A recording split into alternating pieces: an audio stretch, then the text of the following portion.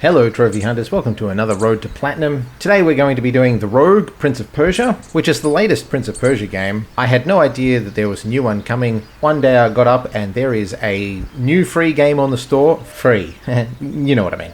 And I wasn't sure what to make of this, so I deliberated on, do I want to start this game or not? I'm always a little bit suspicious and hesitant of newly released games, especially ones that I didn't know anything about. I also noticed that after a few days of being online, no one had earned the platinum yet. This seemed a little bit suspicious, since the list seems very straightforward. But I grew up a new metal kid, so Warrior Within will always be one of my favourite games. So although I was questioning whether or not I should start this game, well, look, we all knew that I was going to start this game. And of course, having said that, I have platinumed the Sands of Time trilogy, that fourth game that they did. I did the 2008 reboot, and I recently did the Lost Crown that was also added to the library. So it makes perfect sense that I do this.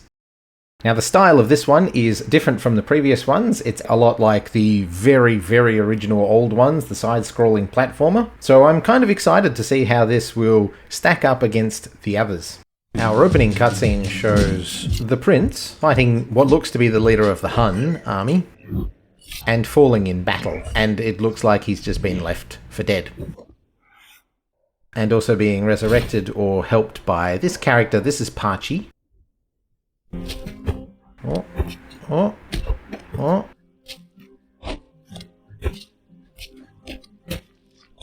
Alright, this first level looks like it's just going to be teaching us the parkour tutorial. Because we're a 2D game, wall running is done on the wall of the background, like the backdrop. Standard poles, standard platforms, so far very Prince of Persia. And because we're wall running on the backdrop, we can't wall run on these gaps in the background. When there are gaps in the rock behind us, we obviously can't perform wall runs. We can parkour up things, but we can't parkour in the background things. You know what I'm saying. Yep, more standard beams, flagpoles. And we find Parchi waiting for us, and he tells us that the Huns have taken the city, and you've been unconscious for 3 days.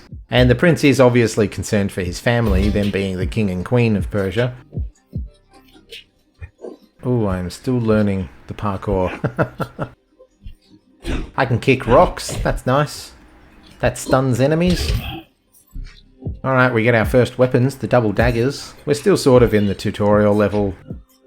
The game is teaching me combat. We get our first tool, which is like our secondary weapon. In this case, we've got a bow and arrow. These enemies that have this blue aura around them, that basically acts as a shield. We have to break the shield before we can fight them. And we can do that by kicking objects or throwing objects. Oh, there's our first trophy for entering the ruined aqueduct. There is a trophy for entering every new location. Each new location has its own trophy, so that's a pretty easy collection of trophies there. Just like in previous games, water fountains heal us, and they not only provide you with health in your health bar, they also refill one of your health potions. Okay, we've got our first soul cinders and our soul altar. This is our upgrade currency, so our weapons and tools can be upgraded with cinders. There's our first Well of Dreams, which is a fast travel point. The Rogue. Is it the Rogue Prince of Persia or the Rogue Prince of Persia? There's no hyphen or colon. I suppose it's just the Rogue Prince of Persia. I wonder if we can drink from just the groundwater, like in the Two Thrones.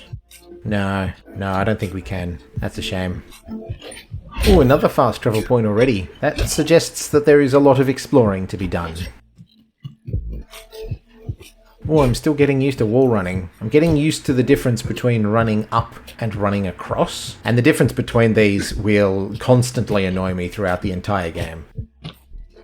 Oh, a dead end. That's what the fast travel would be for then. Did he just dive backwards into that well? Oh, getting the hang of this wall running. And here now I'm trying to connect the wall run with the mid-air dash. Oh, it's so hard to watch when I've already played this game.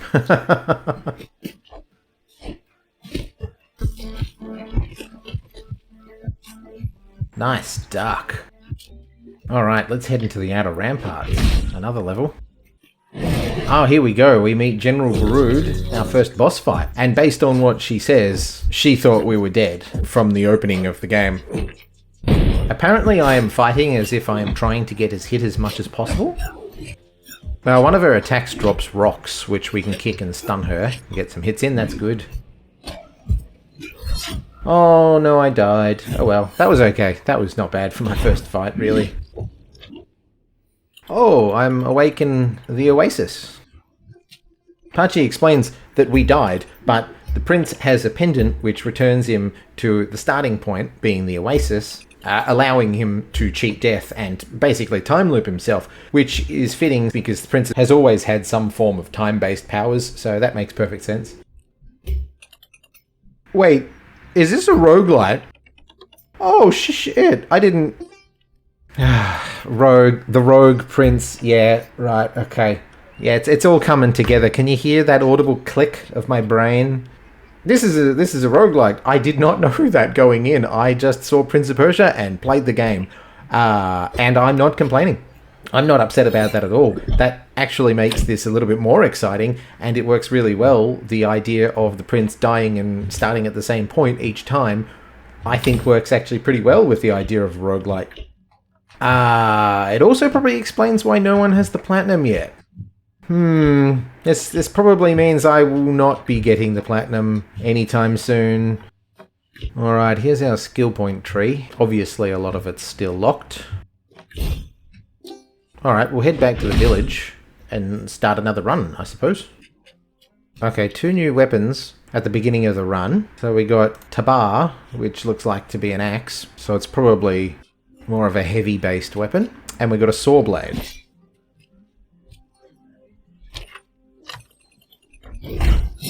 And we get our first medallion as well. These are items that we can get that just give us more powers, the ability to deal more damage or to deal environmental damage, etc, etc. And this first one creates resin after a kick. I don't really use the resin much at the beginning of the game, but it will come in handy much later on.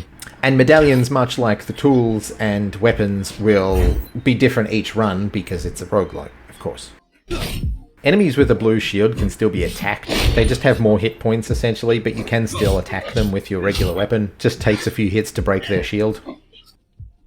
And here we go, we're meeting our first NPC, Sukra, who's a blacksmith. We're going to send him back to the Oasis, and you can see where this is going. He thought you were dead as well. All the NPCs seem to think that you were dead.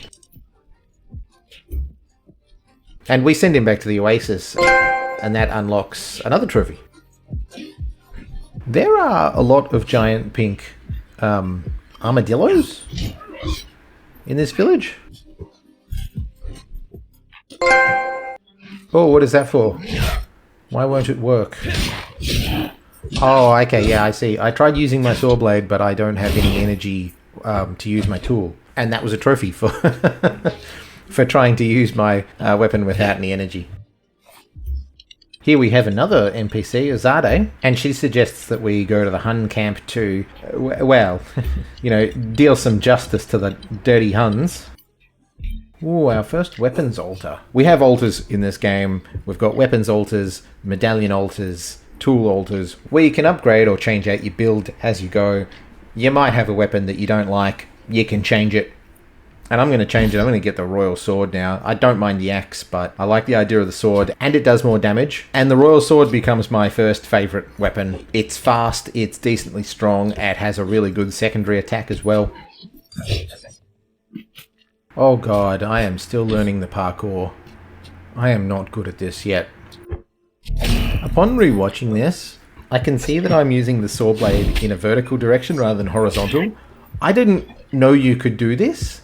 I have done this several times in the very beginning of the game, and watching it back a week later, I didn't even realise you could still do this, but I don't really use the saw blade all that much, so maybe that's why I forgot you can even do it. Oh, we get a tool altar here. Hey, I'm fucking shopping here, guys, fuck off. Violating gameplay rules here, guys, bloody hell. Alright, so enemies can attack you while you're at these altars, so just be warned.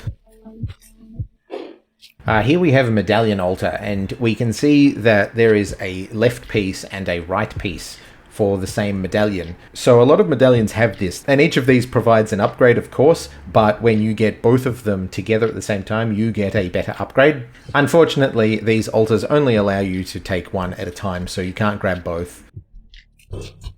Alright, we're fighting Barud again. And this is fun. The first few times the prince returns to a boss, the dialogue will sometimes be different. Because he's been through their introductory spiel before, he'll sometimes cut them off and say different things. So that's a nice touch. And we're just learning her moves.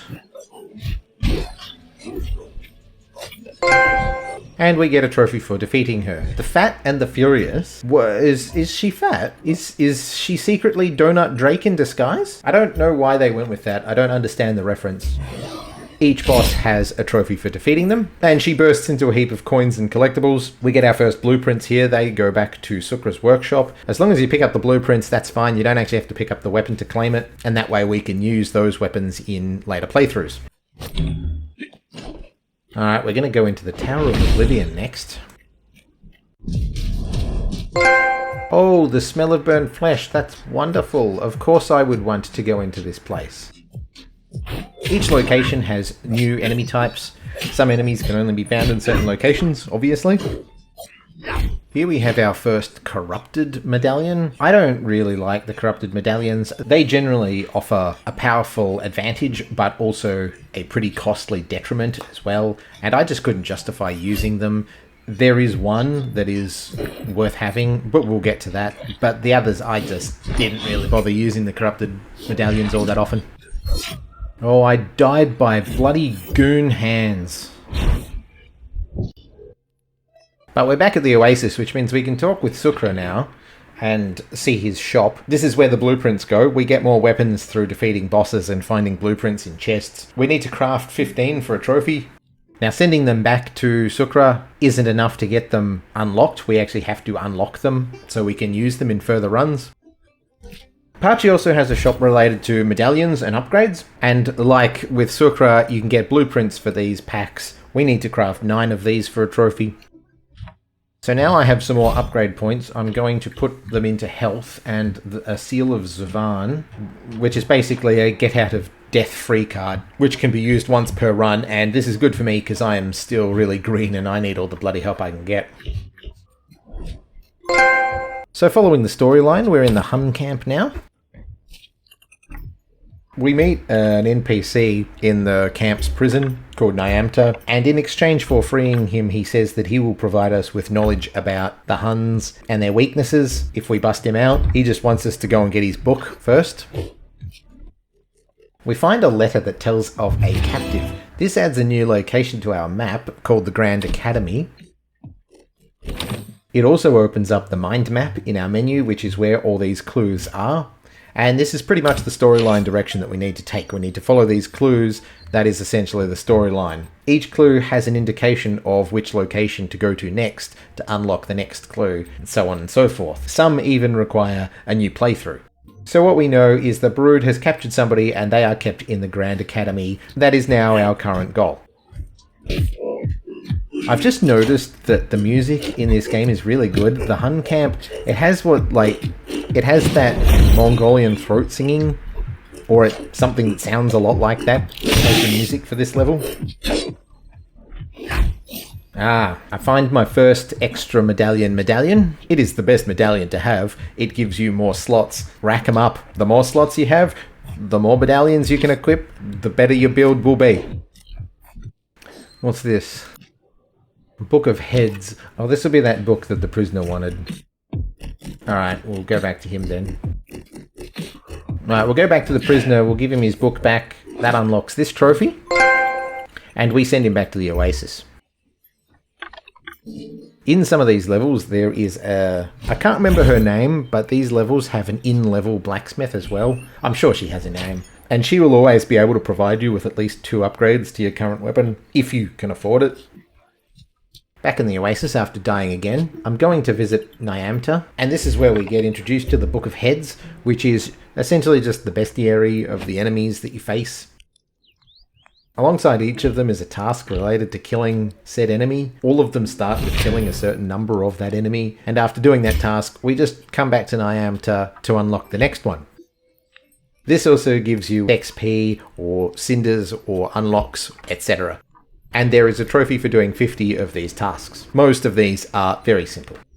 Each boss also has a trophy related for completing all of their pages. The regular enemies have 3 pages, the bosses all have 5 pages. We need to complete all 5 of the boss pages. Oh, those things are pangolins! The first things I buy are either the weapon packs or the medallion packs in either shop. But you can't take your cinders with you, so spend everything. I still need to find out who's been captured, and that means getting to the academy. And at the end of the village, we found the entrance unlocking this one. The Grand Academy is half library, half school maybe. I think it's part clock tower as well. Most levels have side doors, but there are a lot in the academy. The yellow-orange ones usually have a chest or an altar in them. The blue ones have a story or a world-building thing inside them. They usually offer clues as to where you're going or what you're doing. And the red ones are essentially death routes. You just have to navigate the traps to get to the chest at the end, and it usually has a blueprint and a bunch of other goodies inside it. To make it through the academy, we need to activate the 2 gears to open the door. We drop the top elevator, which is the first set of gears. Look at this, why are there 2 wells right next to each other? What is the purpose of that? Inside this blue door, we find blood, which the prince concludes is his brother's blood, Shaheen, who is the captive we have been looking for. We'll send the second elevator up, and that's the second set of gears. Another Barood fight. This time you'll notice this happening. When this comes up on screen, this means we've completed one of the pages from the Book of Heads, and I just had to stun her 5 times with the rocks for this one, but that is a good way to keep track of the pages. You can have as many pages active at one time. Following the storyline, now we know that the person that is captured is Shaheen, the prince's brother. He's in the Tower of Oblivion. We find him, but he's actually locked in a cage, so we have to actually free him as well now. But of course, the cells won't open because the water isn't flowing to open them. Where's a bloody plumber when you need them? So now we got to return to the aqueduct to get the water flowing. The only problem is that we have already progressed beyond that level, so we will need to do that on the next run. Because we can't go forwards, we can only move backwards. This enemy here is our first elite enemy, who's emanating an aura of some sort. This is just a larger and more powerful version of a regular enemy. I wasn't paying much attention, I was just killing anything that moves, really. But the elites have slightly different powers based on their colours. Some of them will drain your energy, some of them will drain your gold. They're a little bit tougher than the others. I'm pretty certain they always drop health, but they're just a giant version of a regular enemy. Very rarely do they ever give me concern. Prioritise them first and they go down just like all the others. Back at the Oasis. Every time I return to the Oasis, I go and visit Niam to check the book and activate any new quests. And I go and visit the shops and upgrades as well. Here I'm buying the ability to see what rewards are in each level. This allows you to plan your runs a little bit better. Biomes? They call them biomes. That's weird. I just call them locations. Biomes makes me think of Returnal, like a wild, overgrown wilderness, not a ruined city. Azade luckily has a lever to get the water flowing again. So we use this lever to get the water running, gives us that trophy, and now we should be able to free Shaheen from his cell. I like the Prince's Idol animations. He's a bit of a show-off. Here we come across our first blood altar. For the cost of reducing your overall health, you can get a medallion. I think the game wants you to think that these are better upgrades than what the shops have to offer, but you need to make several sacrifices to get something good, and I'm not good enough to sacrifice my health. Not yet. We also have stores in these levels as well. They are next to useless. They always have 1 health refill, 1 high-rated but high-priced weapon, and 3 nothing medallions. Don't fall into the trap of spending anything at these until you have scoured the entire level. You don't want to waste coin on something just to find it for free in a chest around the corner. Don't be tempted to play stronger, play smarter. One of my early techniques is to kill every enemy in each level before moving on, which is not very hard. I'm in the tower now. I can crash through the doors. I don't have to stop and open them. I can just smash through them. Some enemies are dropping smoke, or I assume that's what they're doing. I don't know where this smoke came from. I can't see what I'm doing, so I'm just jumping and attacking. I think the smoke blocks out their health bar, but as long as you keep leaping, slashing, it makes no difference. They can't do anything to you. I have an empty slot, so I may as well pick this medallion up. You can always drop medallions in favor for better ones. Naturally, I would assume it's better to have as many medallions as possible. There we go, we flip the switch, we save Shaheen. We'll send him back to the Oasis as well. And we'll head on to the next biome, to the Flooded Gardens. These plants or creatures or whatever they are have these tongues that you can use to navigate. It reminds me of Half-Life. I think it was Half-Life that had with tongues that would grab you. Inside this blue door we save another NPC, Lale. We go into this blue door and we find a pomegranate tree and a reference joke to the Sands of Time. The prince doesn't like pomegranates. They're awkward to eat. Haha, very good. We have another altar here. This is a medallion altar, and it's a randomized medallion. It's very similar to the blood altar. It costs you coins instead of blood, but it's not worth it until you spend a few rounds to get something good, and that's expensive. In my opinion, not really worth it.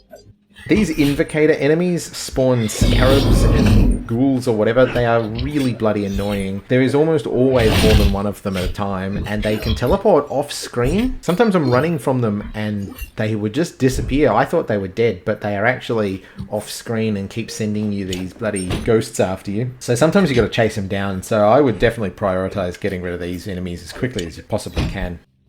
So this is as far as I've gotten so far. This is the first time I've gotten this far. We're told we need to find Ferial. That's Ferial? Really? That sounds like Feral Burial. That can't be the right way to say that name.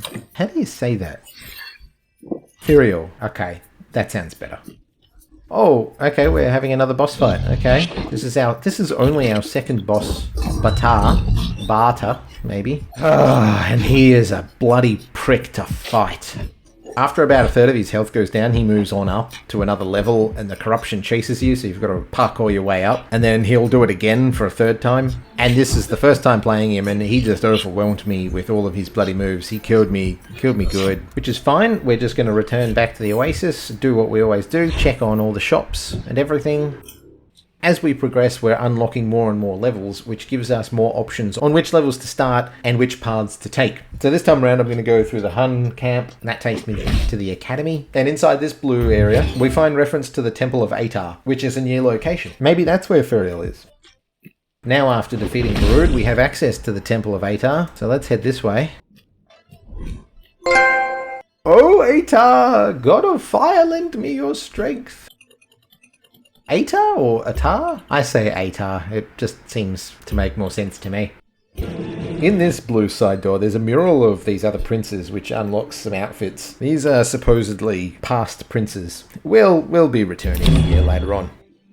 I'm in the gardens, and I'm just still having a hard time with this fucking plant, and there's a gate that keeps falling down, and parkouring up and across. It is, I don't know if it's my shitty skills, but I still have trouble sometimes going up. Like, I'm telling the game to go up, but he'll run across instead. Stupid bloody thing.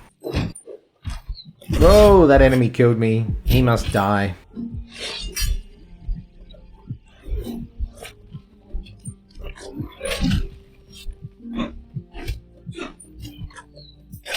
I'm gonna kick you off the high. Yep. This is Sparta, bitch. And this is something that's really good in this game. Enemies will absolutely die to environmental hazards, and almost every fall will kill an enemy. So kick them into thorns, kick them into spikes, kick them into blades, kick them off high ledges. Sometimes it's better when there's so many of them attacking you, because a kick will usually stun them as well. So you can almost stun lock kick them off things. The same goes for enemies with explosives. Their bombs will hurt other enemies and themselves, so absolutely use everything. Use all the environment to your advantage. Oh, this stupid fucking plant. Fuck off. Oh, what's happening? Oh, who's this? Hello. Oh! Oh, what is going on? Come back. I'll save you. Don't worry. Oh, okay. I'm coming. God, this is still going. Alright. Don't worry. We'll get to the end. Oh, no. Oh, I fucked it. No. It's okay. So I'm still coming. I'm still coming. Hey, you. Stop it. We do not steal little children in this area. Alright. Alright. That was our first chase. That girl is called Daria, apparently. I don't know when we ever find her name out. And in certain levels, it'll just start off with that small little intro of her getting grabbed, and we have to chase her through the traps to get to the enemy that's conjuring the tentacle or whatever and kill him. He's only one hit kill, and we have to do that 5 times for a trophy. This can be found in, I think, almost all of the biomes. I've seen it in about 5 of them. As good as the saw and the chakram both are, the bow and the fire pot are the best tools by far. The bow is a ranged weapon, of course it's good, and the fire pot is vastly superior, as we will see later on. At Parchi's workshop, I'm finally buying this recycling ring. This is a really good item to have. It means that anything unwanted, weapons, medallions, tools, can be turned into money. Even things at the altar. If you don't want anything from the altars, you can just recycle one of those. And this is good because all the good stuff requires cash. We need cash. This is a permanent upgrade that once you've got it, it's just working in the background at all times. Oh yes, earlier on we saved Lale and sent her back to the Oasis, and at her tent we can craft and change her outfits. She is just absolutely creaming herself to get in the prince's jocks. Almost everything she says seems to be a way to tease the prince and make him feel uncomfortable with double entendres, which is kind of funny how easily embarrassed he gets by certain things. But primarily she is where we can craft and change our outfits. There is way more than 35 outfits. We need to craft 35 of these to unlock a trophy, and you might notice that a lot of these costumes look somewhat familiar. Up in the top right corner there, we've got our cinders and our blood, and we can use these currencies to craft the outfits. I save upgrading the cinders for last because I use the cinders on the other workshops before I use them on the outfits. But this is the only place you can spend the blood that you get from the book. And over at the upgrade tree, I get the XP skill because I want to get my XP up as quickly as possible. We have another girl chase here. Girl chase? I gotta call it something different. That's not good. But this is in a different level to the last one. The rewards are always a very good medallion and an extra medallion and health. Azade says she saw Furiol heading to the gold mines, so we get another level added to our map. And since that's our next goal, I say we head that away. I can afford 2 upgrades from this blacksmith, so I can get this royal sword upgraded twice. So of course, at these altars, you can do a re-roll of what is available and hope that you get something good. If you've got the cash to spare, sure, go for it. You can also see that we can recycle these, which means we can turn one of these things into cash. Back to a Brood fight, and I defeat her without taking any damage for this trophy. And she is probably the easiest of the bosses to defeat without doing any damage. Each boss has a trophy related to not just defeating them, but also defeating them with no damage.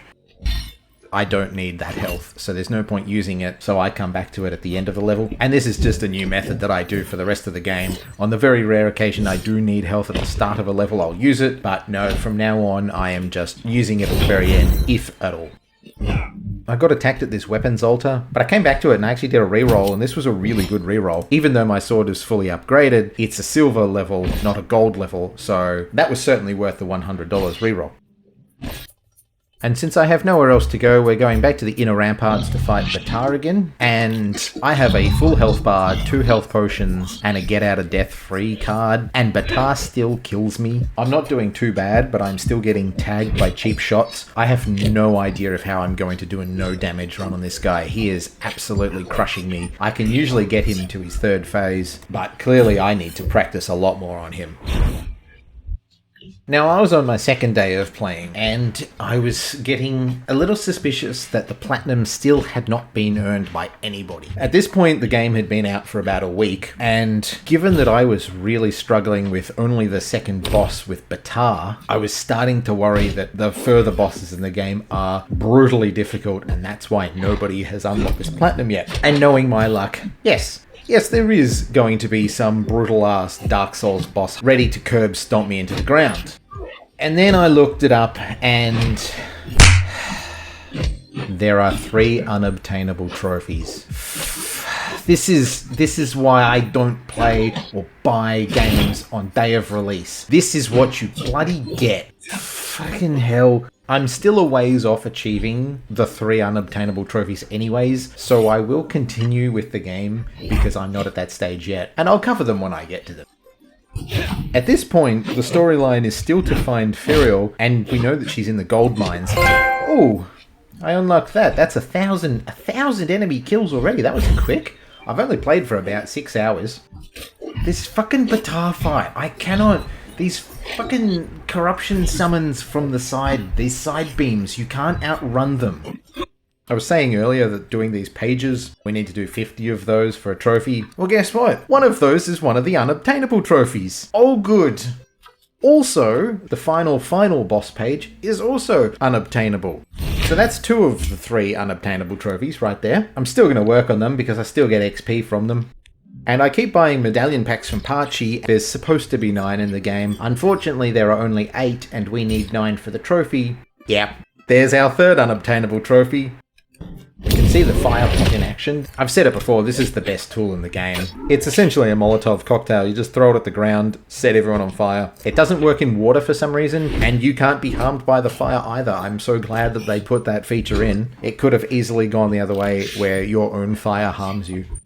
Every weapon has a different class, be it iron, bronze, silver, gold, diamond, each of them increasing in their stats. The blacksmith can upgrade you twice in one sitting in each level if you've got the money for it. The best part is the upgrades aren't based on the class, so you can upgrade something bronze twice, go and find the silver or gold version, and then upgrade that one twice, all in one level, thereby giving you some really strong weaponry, and this is absolutely something that I use a lot in the later game.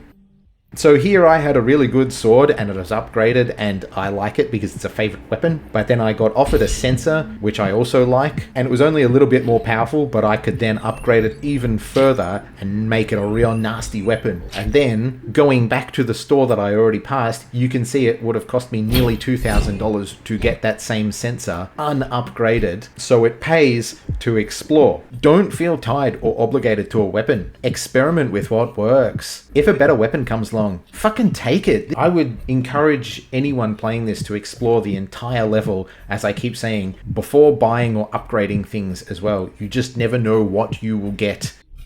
And fuck these merchants, I hope they fucking starve to death. Despite all my bragging and grandstanding about how nasty a weapon I now have, Batar still fucking defeats me. How the fuck? The frustration on this enemy, the second boss, is really starting to rise. He is just a bloody wall. I've got a strong weapon, it's just not doing the damage that I want. This fight took 6 minutes.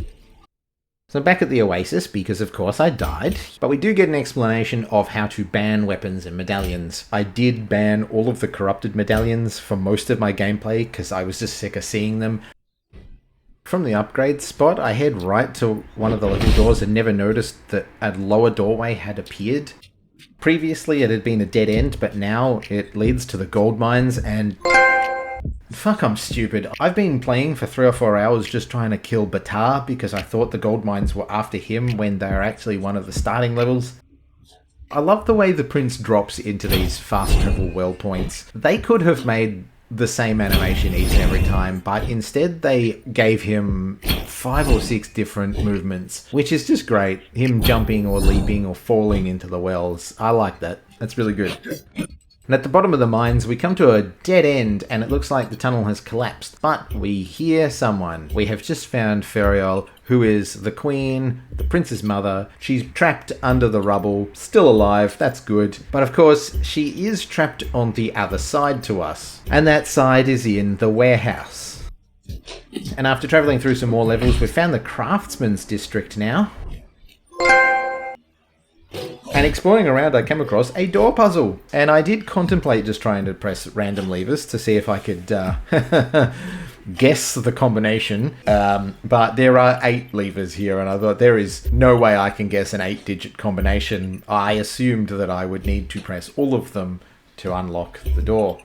But of course, this is our next goal, to find the code of the door. And the code is in 3 different locations. So by now I had fought Batar so much that I was getting better at surviving him. Eat it, shithead! Ah, that's still going to be a nightmare to do. No damage on. Alright, a new level now. Be in this besieged palace. We must be getting close to the final boss now. Yes, here's the throne room. This is where the final boss will be. And there are 4 rooms surrounding this throne room entrance. Each of them have a lot of gold or a dedicated item of high value in them. You don't actually have to clear these rooms. You can just head on into the throne room if you want to. I didn't even realize there were 4 of these rooms at first. I did 2 of them the first time, and by accident just moved on without exploring properly. But they are pretty much your last chance to upgrade if you need to upgrade. No guy! We're in the prince's bedroom, and there is a Farah joke, and I was just assuming it was the character from the first movie. Did I say movie? I meant game. First game. The character from the first game. There is no Prince of Persia movie, but it looks like he's referring to his stuffed donkey. I don't want to know why he has a stuffed donkey in his room. Yep, there's no guy. Here's the boss that sort of previously killed us at the beginning of the game. Oh, he's summoning rocks. Okay. Yep, he jumps up on the pillar. That's pretty easy to avoid. Just got to stand under him. Jesus! He's all over the shop when he gets going. Whoa, whoa, whoa! This is too easy. The final boss went down that quick. There's his trophy, obviously. Nah, there'll be a second part to this. I'm not falling for this. I've played games before. And we get blueprints for his weapon. That's pretty cool. What is this locked door? I need a key. I don't remember. When the hell would I find the key? Oh, here we go. Here we go. Yeah, he's about to succumb to the corruption and give me a real fight. Yeah. Oh, yeah. This boss fight music is really good. Alright, we defeated him as well. That was suspicious. There's got to be more. Surely he's got a second phase, right? We're in the Shadow Realm now. Lamo? That can't be your name, mate. Lamo, maybe? What is this? Awakening of the Hemophiliac. Choose 1 stone. Why would I want that? These all suck. These are all detrimental to me. Why would I want any of these?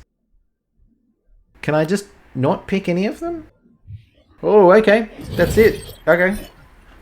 Get a shit ton of cinders. So that is the first time I have beaten the final bosses. Down here is the Awakening altar. I'll go through this very briefly. I never used it. This is just further challenging yourself to runs with more caps against you. There are no trophies related to this. I wouldn't be surprised if they put some DLC into this mode though, but hopefully they don't. Sukra tells us that the temple might have a clue to the door puzzle. He says, yeah, your father made that puzzle, so he hangs around the temple all the time, so maybe check there. We speak to Mother again. She's still trapped. No rush. And she says that, well, your father spends a lot of time in the academy. Maybe there's a clue regarding the door puzzle in the academy. So I guess we'll go to the academy. In here we find our father's workstation, which has parts of automatons and armor around. The piece of armor has a clue on it. Wait, was the King of Persia building robots? I nearly fucked this up so badly. I just need to kill her while she's charging. One more hit. One more hit. I've got about one more hit. Oh no. No, I am going to screw this up. Charge your bum. Come on. Yes. Wait. No. Oh, I've still got my seal. Oh, thank God for that. Look, she doesn't even have any health. I can't even see a bloody bar of health. No. No. Charge, damn it. Yes, that's good. So we've got all 5 of her pages now. Onto the Temple of Atar. There are various traps that you need to avoid. I was not actually focusing on this at the time, but I must have avoided all the traps. I'm not sure what counts as traps. I think it's just the floor spikes and the ceiling arrows. I could be mistaken because there are swinging axes as well. I don't know if they count as traps. Alright, back at the door puzzle. We have the 3 symbols, so now we can go through and unlock this trophy. Where did I put my keys? I don't think keys are needed to unlock this door. And this takes us into the warehouse where we need to defeat Kali to find Ferial.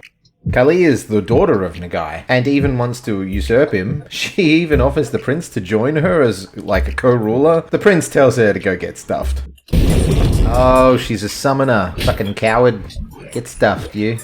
Alright, maybe because she was the 5th boss out of 6 that I've come across, and I've already defeated the final 2 bosses a couple of times now. She wasn't that difficult. And we've started getting blood currency from the boss fights now, so that helps buying outfits. And underneath, we gotta go and get Ferial. She's doing okay considering. I think that other guy behind her might be having a harder day than her. We get another trophy for that one, of course. We send her back to the Oasis, and that gives us another goal, and that is to find Peroz, who is the king and the prince's father. Last seen at the palace. Luckily, the next level is the palace.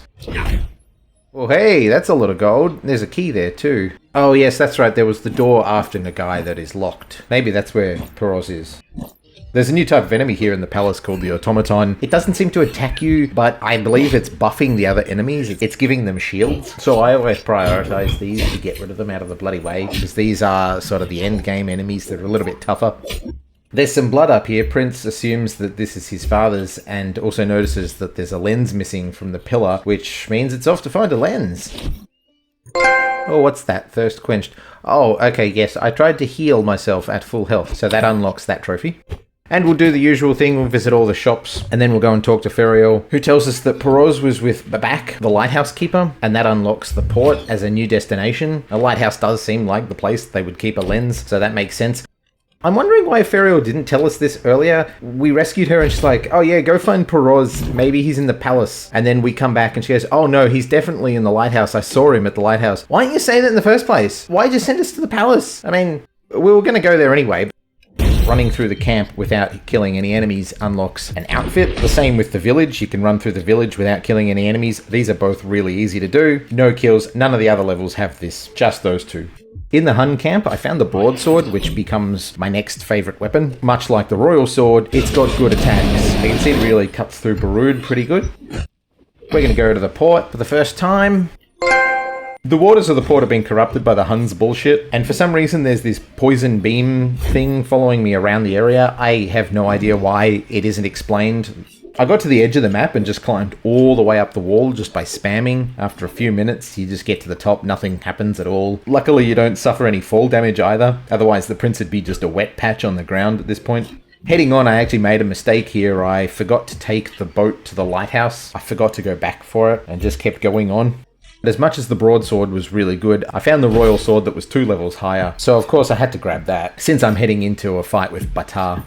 Now what I had been doing wrong on previous fights with Batar that I had learned from the book was that all projectiles can be kicked, which I didn't know until now. So knives, arrows, and especially these bomb things can be kicked back at the enemies. If you're facing Batar, you'll kick them at him, and this will either break his shield or will cancel out some of his attacks, depending on the attack. And with an upgraded sword, I was getting cocky and I think it's time to do a no damage run. If you take damage, close the game, restart, you'll start at the start of the level you were just in. It is much easier than attempting to do full runs and fucking it up on some cheap hit. And on fights against Batar like this, I doubt anyone has done it legit. If you have, good on you, you're better than me. So after about 10 restarts, I ended it. I just didn't quite have it in me to beat this guy. No damage, not yet. And I just want to see him die. Now eventually you will see this girl get grabbed by these tentacles enough times and you'll save her enough times to unlock this trophy for doing it 5 times. I probably fucked this up as many times as I succeeded. And now we have the public baths level unlocked. Yeah, because that's what I feel like right now, to bathe with an invading Hun army. This is just another boss fight level, and this is our final boss, Alton. And he claims to have figured out that the pure waters of the bath are curing of the corrupt... Oh shit, he's a bloody octopus. Okay then. He's very easy to defeat. And that should mean that we've cleansed the water, so we can go back to the port this time and actually go to the lighthouse. While parkouring about this place, I got Scaling Mount Damavand. That's for climbing a certain amount. And this time I actually get on the boat and I go to the lighthouse to meet Babuk. He tells us to go out and check out the bigger boat that belongs to your mother, which is in the same level. It's just back the way we came. We passed it along the way, and that gives us the lens.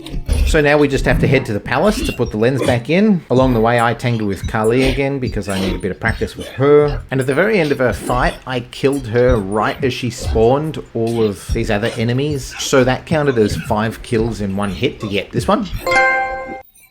And we'll put that lens in place, and that opens a door to the secret lab.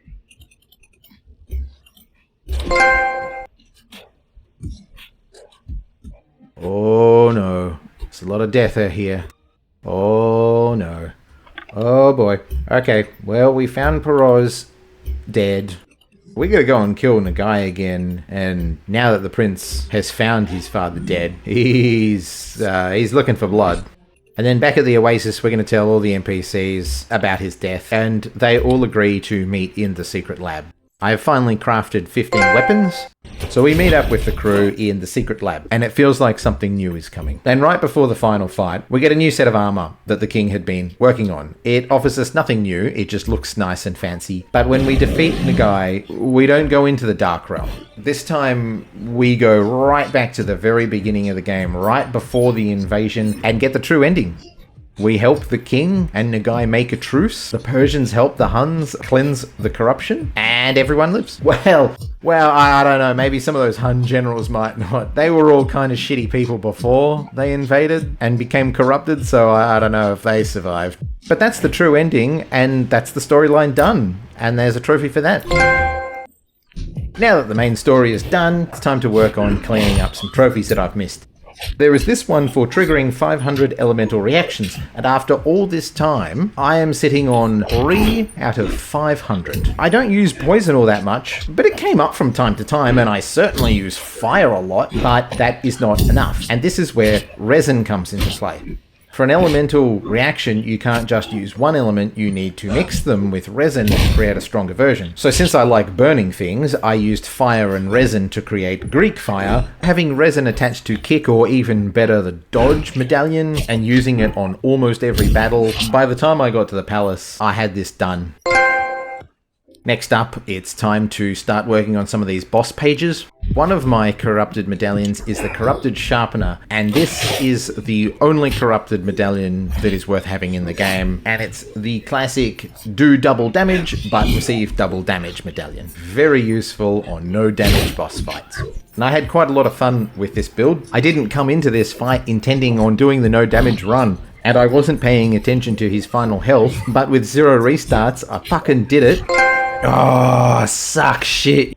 Now at this point my build was pretty bloody good, so I skipped the 4 side rooms. There was just no need to go into them. I didn't need any more medallions or upgrades. If you don't attack him, he just keeps summoning rocks. Occasionally he'll just jump up on the pillar, but that's very easy to avoid. And if you just hang around on the flagpole, he'll just keep summoning rocks. All you need to do is avoid those rocks, hack away at him while he's doing that, and he's pretty easy to defeat with a no damage run.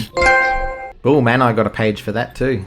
I was on a roll now. Now I was getting all the no damage runs in one hit. Nagai 2.0 did take me 4 attempts, but he is once again very easy. His attacks are pretty easily telegraphed. The most trouble I had was just leaping over these hands when he does his fist bumps on the ground.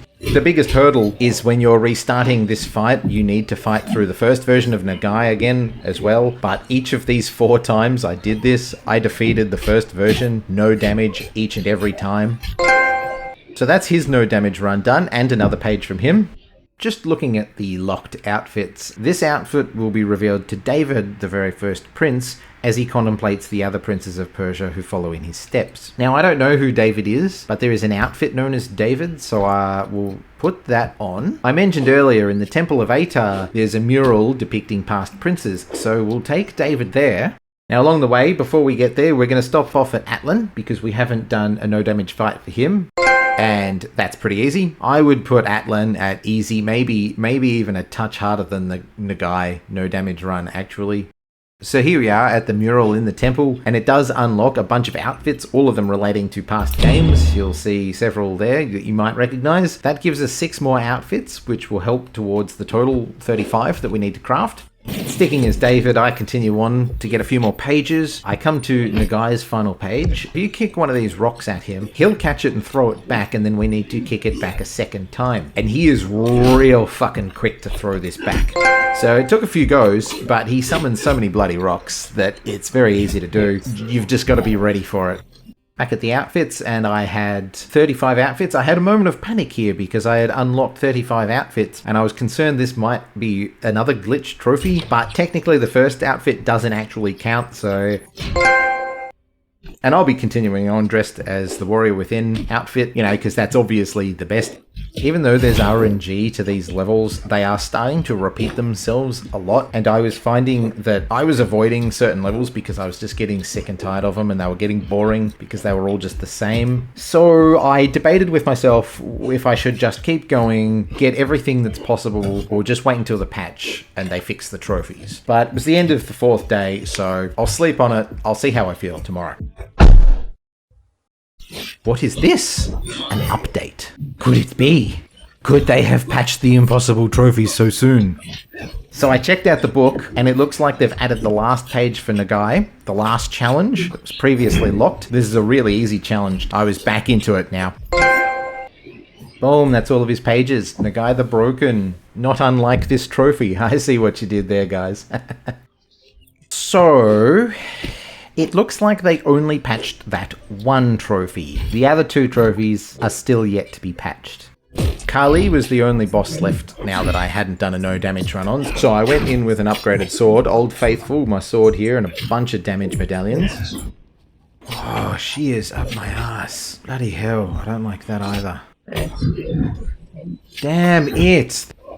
Only after about 15 minutes I gave up. I was just not doing the damage, and I need to learn her attacks a bit better. But Alton was next on the chopping block, so I killed him during a rush attack, getting his last page. And Batar, more like Bastard, got his final page. All that is left to do now is to defeat Kali with no damage, and her last page requires that very thing, so it makes perfect sense to just knock out these 2 trophies in one attempt.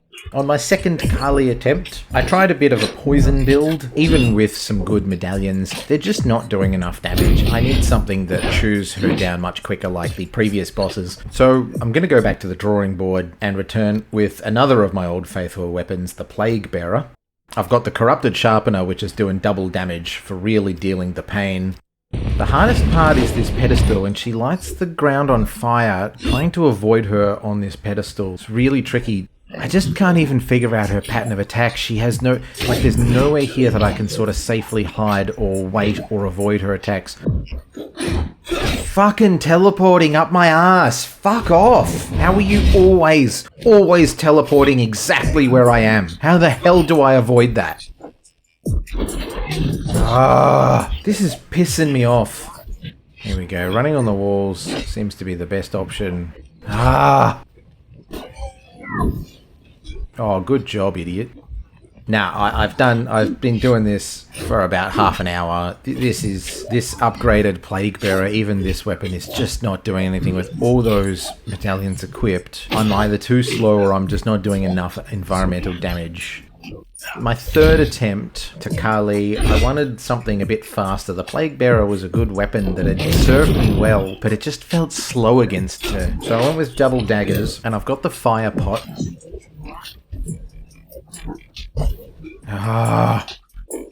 The idea of raining fire is good. I think that's a method I'm going to keep, but this is not a good run. I am way too weak. These daggers are not good. Let's try this again. So I did a full respec of my skills. Now that I don't need cinders, I'm going to get rid of those and put skills into these other ones that will favor earning money as much as possible, because the more money I have, the better and quicker upgrades I can get. And now my new method is to blast through each level, not even spending any money on anything but the best that I can find. This relates back to what I was saying at the beginning. Lots of money means lots more choices at the altars. Look at this. I have 6 empty medallion slots. Hey, soul cinders. What is that song anyway? I don't know what that song is called, but every time I see soul cinders come up, I hear it. It sounds like it's sung by like a wet piece of bread or something. Who sings that? Oh, Train. Well, yeah, I wasn't far off, was I? Also known as your mum's favourite band circa 2001. Ah, these dumbass saw blades. Oh, what is this? Half-half vertical marathon. Okay. That's probably the most grindy trophy of the game.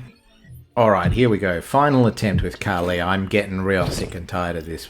So I'm using Batar's horns, which are quick and strong. That's what I like. I have fire pots. I have both elemental damages on. I have the corrupted sharpener to really add pain. I've got a few other medallions that will add fire and poison damage. This is incredible. I did not have to prepare this much for any of the other bosses.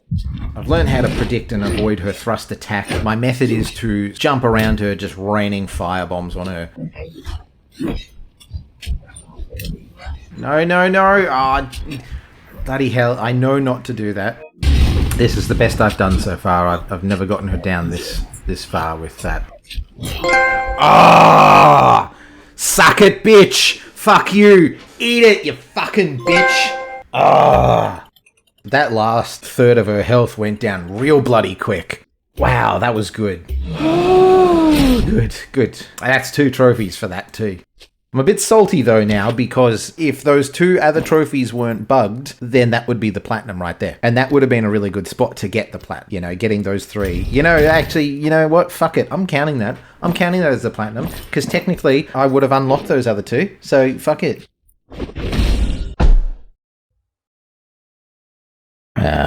It's now the 6th of September, and we've got the final update, and people have started getting the platinum, so let's get this done. I don't know if I'll have to work on them. The patch was released about 8 hours ago. Okay, there's one. And there's the other one. Okay. Yeah.